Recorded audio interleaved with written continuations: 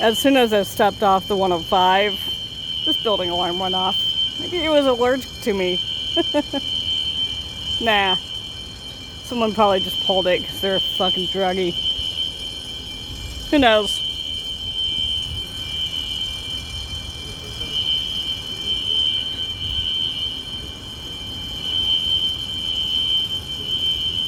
Anyways, I didn't hear your sirens immediately for about a minute, so I called the fire department and told them what building it is, and they're like, okay, we'll send the fire department there to turn it off and investigate what's going on.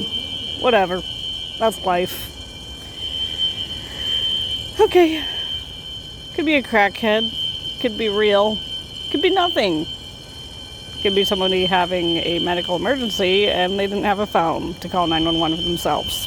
Who knows? Alright. That's it. I'm not showing my face right now because I'm not feeling like face worthy on camera, but yeah, you get the drift. Bye.